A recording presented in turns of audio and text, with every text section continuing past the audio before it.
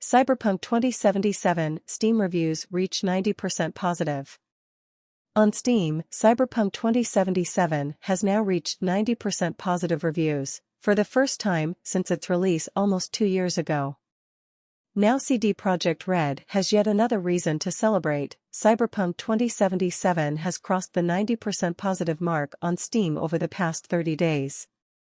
Cyberpunk 2077 had a very disastrous launch. Player numbers were down, but with an adaptation that brought fire, it is once again popular, with sales exceeding 20 million copies. Cyberpunk 2077 is available on the Steam platform. Cyberpunk 2077 has received a great 14,974 reviews over the last month. You will be happy to know 90% of the 14 are positive. Now, when you take a look at Steam's aggregated reviews from users for Cyberpunk 2077 over the last 30 days, and they are almost 15,000, it all adds up to a very positive one, with 90% of players giving Cyberpunk 2077 the thumbs up. The game struggled a lot in its launch days, but CDPR slowly patched its way into a great game. It still isn't what was promised, but it is enjoyable. The game's Steam reviews are consistently either negative or mixed, but it seems new buyers don't seem to be having any issues with the game's current release. While that total, including all the prior scores, remains largely positive at 77%, the latest reviews are up to 90%.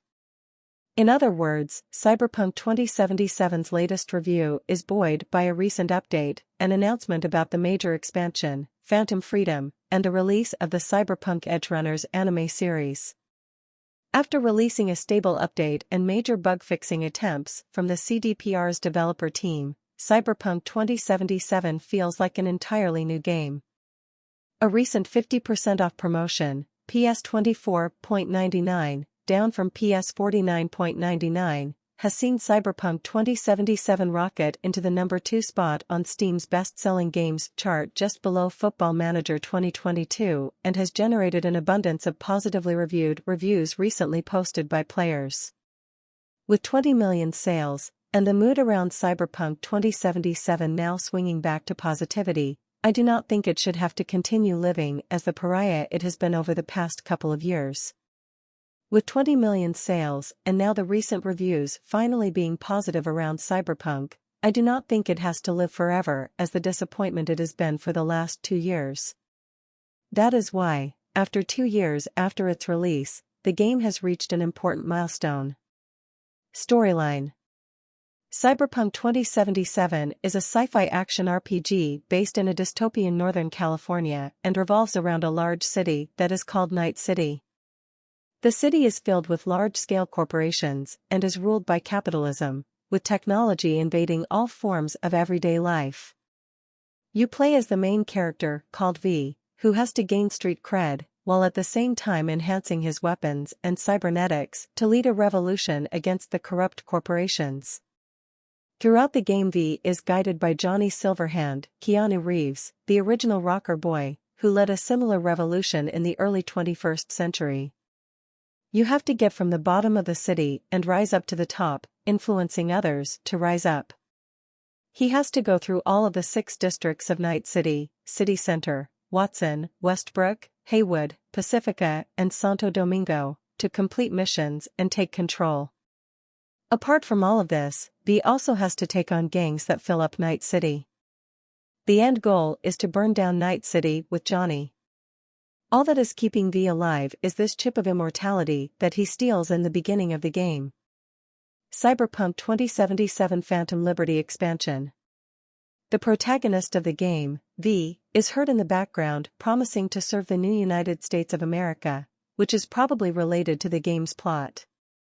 Also confirmed to return is Johnny Silverhand, whom Keanu Reeves still voice. Game director Gabriel Amadangelo detailed the expansion as follows. Complete overhaul of the police system. Vehicle-to-vehicle combat. New gameplay loop for Melee. New actions in the perk tree. More cyberware. Phantom Liberty specific, the new cast of characters. Phantom Liberty specific, expanding on a district in Night City. Phantom Liberty specific, Johnny Silverhand, aka Keanu Reeves, to return. CD Projekt RED revealed the Cyberpunk 2077 Phantom Liberty DLC expansion about a month ago. Edgerunner is great on Netflix, but it is not responsible for that result, but it is responsible for getting people playing Cyberpunk 2077 post-patch 1.6, which was a culmination of the many patches that preceded 61.5 that fixed some of the biggest problems with the game. Does the next Cyberpunk game have a release date? No, not yet. Project Orion, the Cyberpunk sequel, has only just been announced and is likely a few years away from release. Therefore, no release date has been provided yet. What will the gameplay be like? The game will mainly be played in the first-person perspective, with the third-person view only coming in occasionally during cinematic sequences, driving, and in the inventory screen. The game will feature two-wheelers and four-wheelers to travel around in Night City, as it is based inside of an open world. Apart from the usual missions, you can also perform side missions or roam about in the city, in a similar fashion to GTA. The only difference is that after a non-player character dies off, they completely die and are no more available inside of the game. What platforms will the game be on? It's too early to say what platforms the next Cyberpunk game will be released on. Project Orion has only just been formally announced. However, if the game is to release during this current generation of consoles, we can reasonably assume the game will release on PS5, Xbox Series X, S, and PC.